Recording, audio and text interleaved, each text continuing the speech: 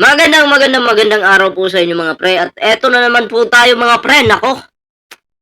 Pag-uusapan po natin itong, kumbaga kasinungalingan or panlilin lang po ng mga Duterte sa mga Pilipino. Grabe 'no, kasi imagine mga pre, ang pag-uusapan natin ngayon, papaano kaya, saan kaya nila kinukuha yung pera 'no, saan kaya kinukuha ng mga Duterte yung pera na yung pang-expenses nila sa Hague 'pag, nagta-travel po sila kasi hindi po basta-basta 'yun. Siyempre, bukod po dun, yung, pambayad po nila kay Kaufman, 'di ba? Kasi, last month nareaksyonan po natin 'yan, may lumabas sa balita na etong mga Duterte daw mga pre, every month binabayaran po nila si Kaufman ng 100 million pesos. Okay? 100 million pesos daw po yung bayad nila kay Kaufman monthly. Dahil nga po, siya yung lawyer po nitong kanilang tatay na si Rodrigo Duterte. 'Di ba? So, ang tanong po dito, saan po nila nakukuha, itong pamilyang to, no? Saan po nila kinukuha yung perang yan? Yun po yung sa madaling, yung tanong po natin, saan po nila kinukuha yung perang yan? Kasi, alam naman po natin, si Digong na mismo yung nagsabi, mahirap lang daw po sila. 'Di ba? Pulubi lang daw po sila. Oh, cake nga daw niya, ano lang, kanin. Saan ba kinukuha nila yung pera? Para pambayad doon kay Kaufman. At syempre, bukod doon, yung expenses pa nila ni Sara, nila, ng mga pamilya nila, ng mga staff nila, papuntang Hague, di ba? Security nila, papuntang Hague. Saan nila kinukuha yung pera yun? Nakakaduda eh. Mahirap nga ba kayo? O nagkukunyari lang na mahirap? Kaya, nakakaduda to. No? Ang ganitong klaseng pamilya po, nakakaduda. Kasi sa nakikita ko po, mukhang nalilin lang po ang mga Pilipino ng pamilyang ito. Bakit? Ito po Bakit? Kasi sabi nila, mahirap lang daw sila. Tama, di ba? Mahirap lang daw po sila. Pag-usapan po natin ngayon yung salin ni Sara Duterte, salin ni Baste, salin ni Digong, salin ni Pulong. Pag-usapan po natin ngayon. 'Di ba? Okay lang ba pag-usapan natin? Pag-usapan po natin kasi mahirap lang daw po sila eh. Pero kaya nilang magbayad ng lawyer na 100,000 monthly. Kasi kung salin lang po yung pag-uusapan dito, hindi po nila kaya yun.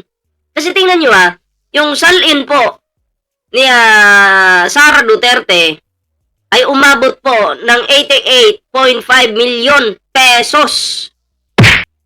88.5 million pesos. Tapos kay Digong, 37.3 million pesos. Okay? Kay Paulo Duterte naman o kay Pulong ay nasa 12 to 15 yung range. Okay? Ng kanyang salin. Tapos kay Baste Duterte naman, nasa 8 to 12 million pesos yung salin. Okay. Ngayon, magkano naman lahat yung total? Kung itutotal po natin ito. Okay? Humigit kumulang 149 million pesos. Kung pagsasama-samahin po yung salin nilang apat. 'Di ba? O ilang buwan nang nakakulong si Digong? Monthly magbabayad sila, di umano nagbabayad sila ng 100K diyan kay Kaufman. 'Di ba? Kasi yan yung tagapagtanggol ni Digong eh. So saan po nila kinukuha yan? Yung pera na yan? Kaya ang tanong ng taong bayan, kawatan ba tong pamilya na to o hindi? Kawatan ba o hindi? Ang sigaw po ng karamihan, magnanakaw po ang pamilyang ito. Ang sigaw po ng mga Pilipinong nagising na po sa katotohanan dahil sa kanilang panlilin lang noon, sabi nila, magnanakaw daw po ang pamilyang ito.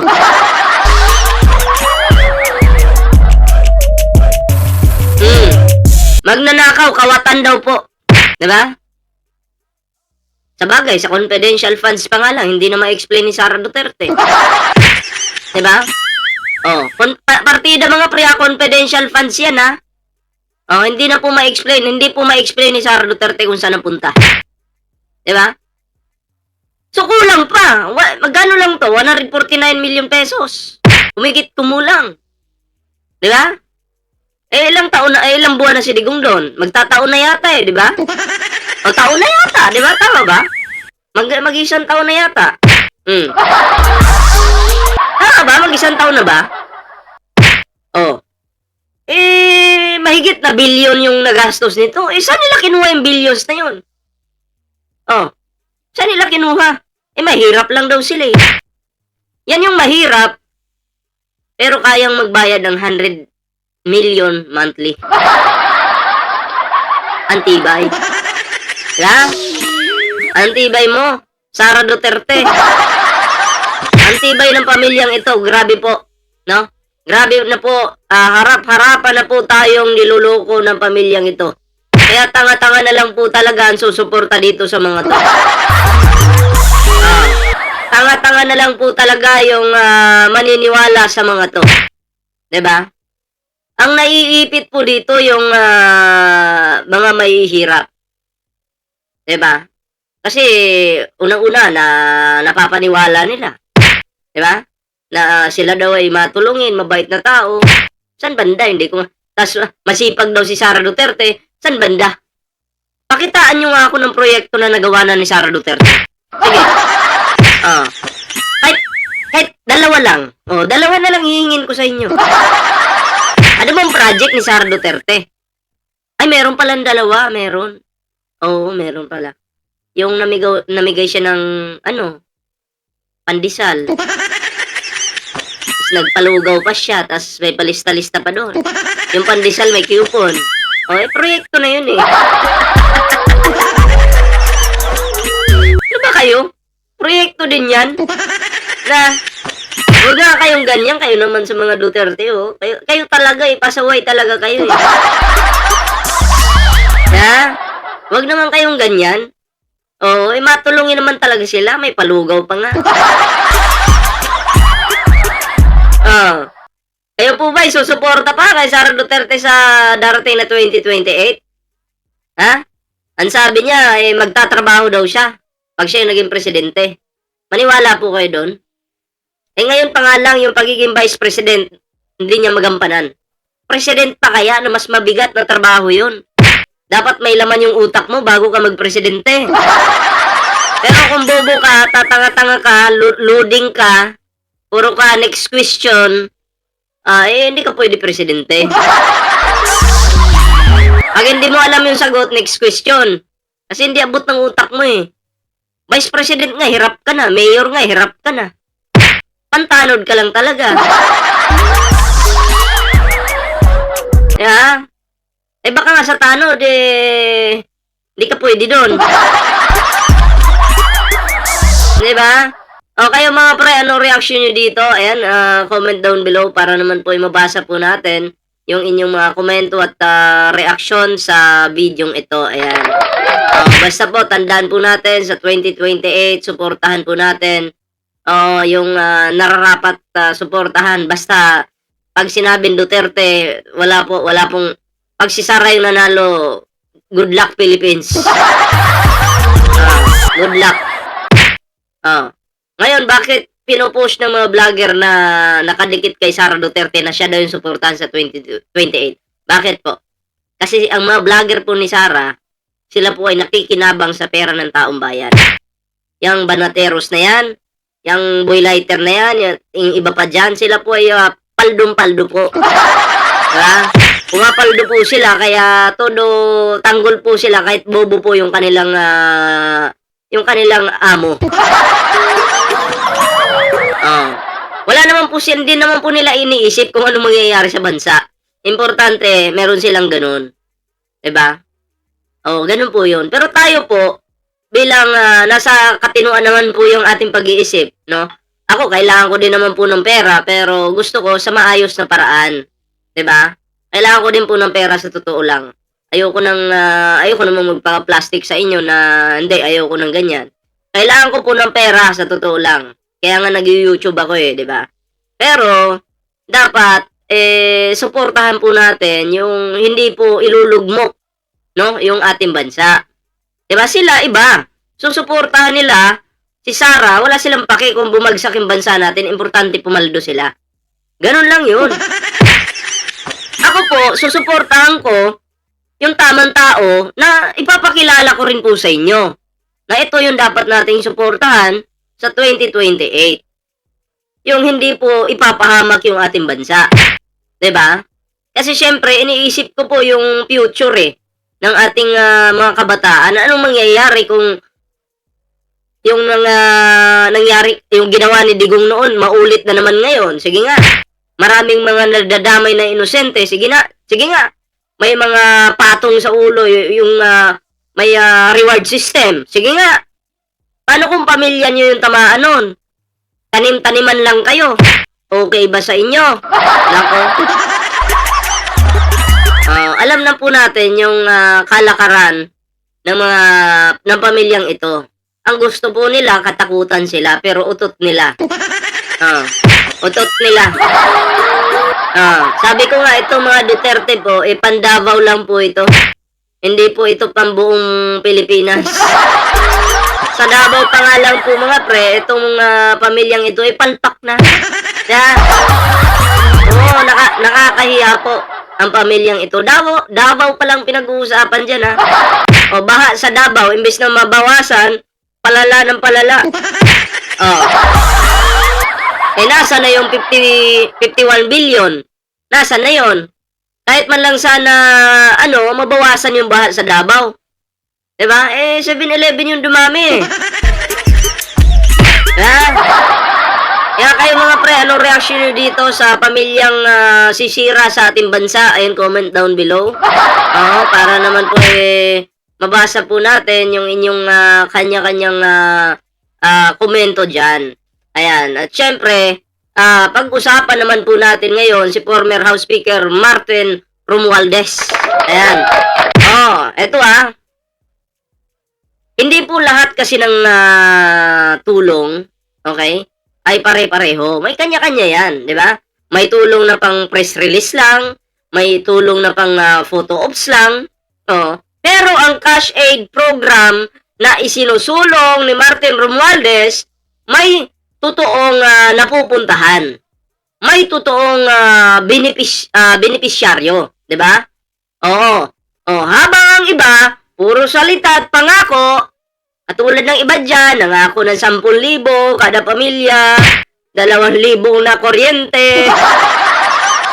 Puro lang sila pangako, Yung iba, puro pangako, pero itong si Martin Romualdez, diretsong kumilos, di ba? Walang paligoy-ligoy, walang drama, syempre, hindi mo na kailangan ng drama. Hindi katulad ng iba dyan, drama. Ang mahalaga po kay Martin Romualdez, makarating agad ang tulong sa pamilyang gutom. Sa estudyanteng nangangailangan at sa manggagawang kapos sa kita. Ayan. Hindi naman po ito matatawag na ayuda para lang sa camera, hindi po. Kasi yung mga Duterte, pang camera lang talaga yan Lugaw pa yung binibigay. Hindi. Yung programa ni Sara na panlugaw, pang-epa lang yun. Yung papandesal ni Sara, pang-epa lang yun. Eto etong programang ito ni Martin Romualdez, ay mararamdaman mo sa sikmura mo. 'Di ba? Sa bulsa at sa pang-araw-araw na buhay ng mamamayan. Kaya malinaw ang mensahe. Okay? Ang cash aid program ni Martin Romualdez ay may tunay na benepisyo. Hindi multo, hindi imbento, hindi pang statistics lang. Ito ang klase ng leader, hindi puro talumpate, hindi puro ganda, papogi, kundi leader na kumikilos. May malasakit ay may konkretong resulta. Sa panahong mahal ang bilihin, mabigat ang buhay at maraming Pilipino ang hirap na hirap. Ganitong klaseng serbisyo ang kailangan, mabilis, diretso at totoo. So, ganun po magtrabaho si Martin Romualdez mga pre, no? Kaya palakpakan po natin. Kaya kahit anong paninira po nila dito sa taong ito, kung wala naman pong ebidensya, wala po kayong magagawa. Paninira nga yung ginagawa nyo eh. Alam nyo, kapag nagsalita kayo sa harapan ng camera, makita kayo ng resibo. Kailangan natin ng resibo kasi. Hindi kasi yung aakusahan mo lang yung tao, wala namang matibay na ebidensya. Diba? Diyan pa lang, wala na. Yari ka na. Kayo mga pre, anong reaction nyo dito? Ayan tandaan po natin, wag po tayong susuporta sa mga taong bobo. Pag bobo po yung presidente ng Pilipinas, ganyan po yung ating bansa. Bagsak. Kaya ang suportahan po natin, yung mga taong talagang may paninindigan. Sino po yun? Abangan na lang po natin sa mga susunod na mga buwan. Sa susunod na mga araw kung sino po ito. Okay? Abangan po natin. So, ayun lang muna yung ating reaction dito mga pre. Maraming salamat po sa inyong suporta sa ating YouTube channel. And syempre po, no, bago tayo magtapos, syempre, wag niyong kalimutan mag-like sa ating Facebook page, Ballpoint Man 2.0. Mag-follow na rin po dyan. Syempre, sa ating TikTok mga pre, no? Sa ating TikTok na Ballpoint Man 2.0. Iisa lang naman po yan. And syempre mga pre sa hindi pa po nakakapag-like, share, subscribe sa ating YouTube channel, kalimbangin nyo na lang po yung bell button dyan. Like, share, subscribe po para po pag may live po ako, may uploads po ako, ay maging updated po kayo lahat. And so ako po magpapaalam muna pansamantala. Ingat-ingat po at magkita-kita po tayo sa susunod na video. Magandang araw, magandang gabi po sa inyo lahat. Ingat at kita-kits po.